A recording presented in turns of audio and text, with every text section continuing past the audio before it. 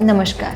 જ્યારે પણ વિટામિન ડીનું નામ આવે છે ત્યારે મોટાભાગના લોકોને ફક્ત હાડકાં અથવા કેલ્શિયમ યાદ આવે છે. પણ જો હું તમને કહું કે વિટામિન ડીનો સંબંધ ફક્ત હાડકાં સાથે જ નહીં પણ તમારા હાર્ટ સાથે પણ હોઈ શકે છે તો કદાચ તમે પણ ચોંકી જશો. અને આ વાતને વધુ ગંભીર બનાવે છે એક બીજી હકીકત.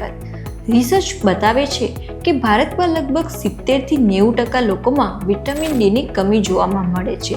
જો કે આપણે એવા દેશોમાંથી એક છીએ કે જ્યાં આખું વર્ષ સારી ધૂપ મળે છે.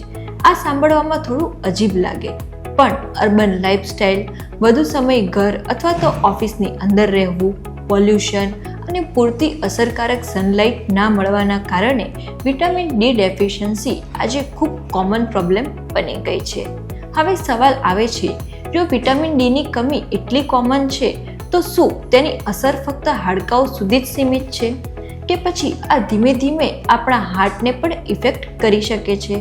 તો અહીંયાથી આ વાત વધુ રસપ્રદ બની જાય છે.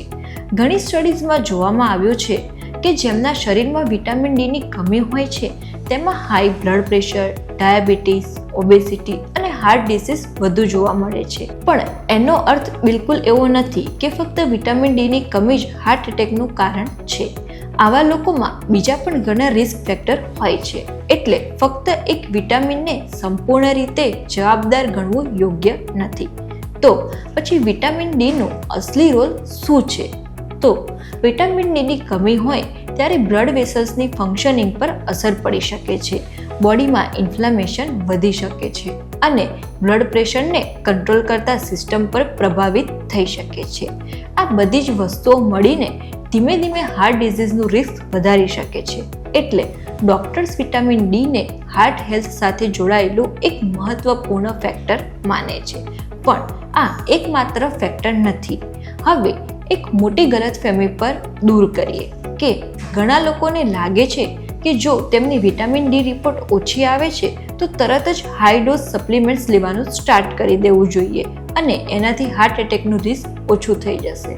પણ રિસર્ચ આવું નથી કહેતી. અત્યાર સુધીના મોટાભાગના ક્લિનિકલ ટ્રાયલ્સમાં એવા મજબૂત પુરાવા નથી મળ્યા કે ફક્ત વિટામિન ડી સપ્લિમેન્ટ્સ લેવાથી દરેક વ્યક્તિમાં હાર્ટ એટેક અથવા સ્ટ્રોકનું રિસ્ક ઓછું થઈ જાય છે.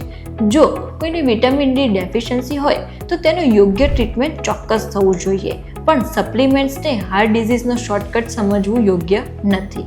તો પછી વિટામિન ડીની કમી પૂરી કેવી રીતે કરી શકાય? તો સૌથી પહેલાં ડૉક્ટરની સલાહથી પોતાનું વિટામિન ડી લેવલ ચેક કરાવવું જરૂરી છે. ખાસ કરીને જો વારંવાર હાડકામાં દુખાવો, મસલ વીકનેસ અથવા તો ડેફિશિયન્સીના રિસ્ક ફેક્ટર હોય. જો રિપોર્ટમાં કમી હોય તો ડૉક્ટર જરૂરિયાત પ્રમાણે સપ્લિમેન્ટ્સ પ્રિસ્ક્રાઇબ કરી શકે છે. અને આની સાથે સાથે કંટ્રોલમાં સનલાઇટ એક્સપોઝર અને વિટામિન ડીથી ભરપૂર ફૂડ્સ પણ મદદ કરી શકે છે. પણ સપ્લિમેન્ટની ડોઝ પોતાની મરજીથી લેવું એ ક્યારેય પણ યોગ્ય અપ્રોચ નથી. તો આજના વિડીયોમાંથી ફક્ત એક વાત યાદ રાખો, વિટામિન ડીને ફક્ત હાડકાનું વિટામિન સમજવું યોગ્ય નથી. તેનો સંબંધ આપણા મસલ્સ, ઇમ્યુન સિસ્ટમ અને બ્લડ વેસલ સાથે પણ છે. અને હા, વિટામિન ડીની કમી અને હાર્ટ ડિઝીઝ વચ્ચે સંબંધ જોવામાં આવ્યો છે. પણ ફક્ત વિટામિન ડીની ટેબ્લેટ ખાઈ લેવાથી હાર્ટ એટેકનું રિસ્ક ખતમ નથી થઈ શકતું.